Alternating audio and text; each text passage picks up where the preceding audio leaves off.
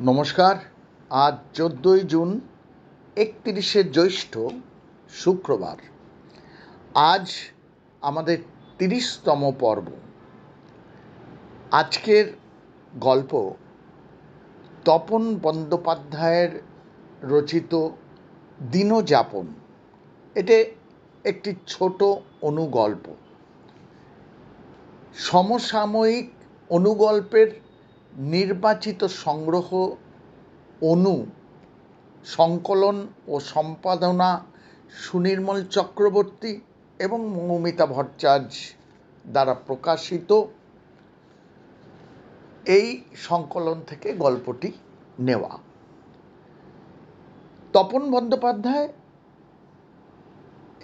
একজন সুসাহিত্যিক এবং বহু পুরস্কারে ভূষিত হয়েছেন। এই নিয়ে বেশি কিছু বলার অপ্রয়োজনীয়। আমরা সোজা চলে যাই গল্পে। আজকের গল্প দিনযাপন। বিছানার সঙ্গে প্রায় মিশে গেছে লতা। হাত দুটো সরু কঞ্চির মতো, চি চি করছে গলার স্বর। এখন কথা বলতে গেলেও হাঁপায়। বিছানায় শুয়েই শুনতে পাচ্ছে বাইরের দাওয়ায় খবরের কাগজের খসখস আওয়াজ। অভ্যস্ত ভঙ্গিতে মা কাটছে খবরের কাগজ। প্রতিটি কাগজ কাটতে হয় মাপ মতো। কাটা শেষ হলে ভাঁজ করতে হয় একটার পর একটা। তারপর আঠা লাগিয়ে শুকোতে দিতে হয় রোদ্দুরে। তারপর বান্ডিল করে বাঁধতে হয় এক এক গোছা। লতা সুস্থ থাকলে মাকে কিছুটা সাহায্য করতে পারে হাতে হাতে, কিন্তু কি করবে ও? ডেঙ্গু হয়ে শুয়ে আছে আজ 21 দিন।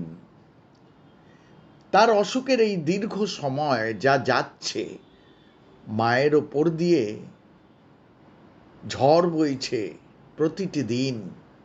রোজ গাদা গাদা ওষুধ কিনে আনছে মা। সেই ওষুধ রোজ গিলতে হচ্ছে লতাকে।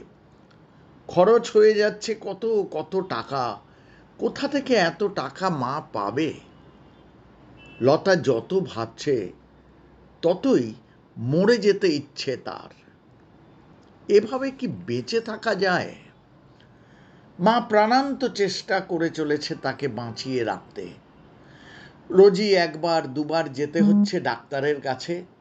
ডাক্তার বলেছিলেন, আমি ভালো বুঝছি না।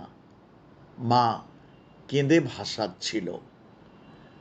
ডাক্তারকে বলছিল, যে করেই হোক ওকে বাঁচান, আমার যে আর কেউ নেই।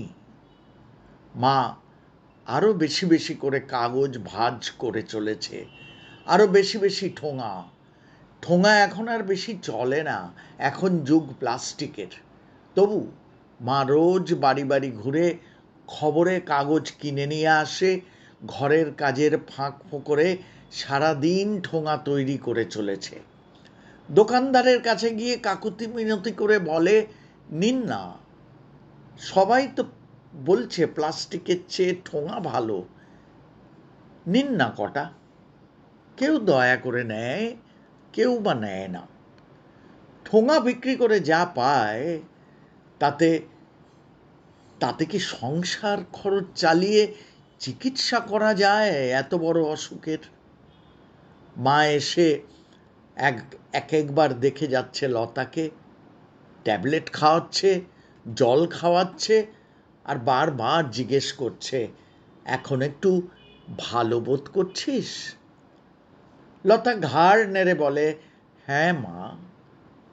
কিন্তু মনে মনে বলে, এত লোকে ডেঙ্গুতে মরে আর সে মরল না কেন? তাহলে তো আর তার মাকে এত ঠোঙা করতে হতো না। মা গিয়ে আবার ঠোঙা করতে বসে। এক মনে ঠোঙা করে আর কি যেন ভাবে। হয়তো ভাবে তার পোড়া কপালের কথা। তার বাবা সেই কোন কালে তাদের ছেড়ে দিয়ে কোথায় যেন চলে গেছে। তারপর তাদের জীবনটাও এখন ঠোঙা হয়ে গেছে, তাদেরও নেওয়ার আর কেউ নেই। আজকের মতো এখানেই এই গল্প শেষ। আবার আসব পরের শুক্রবার। আপনারা অবশ্যই এই চ্যানেলে সাবস্ক্রাইব করুন এবং আপনার সুচিন্তিত ভালো মন্দ মন্তব্য জানান। আমরা কৃতজ্ঞ থাকব। নমস্কার, শুভরাত্রি।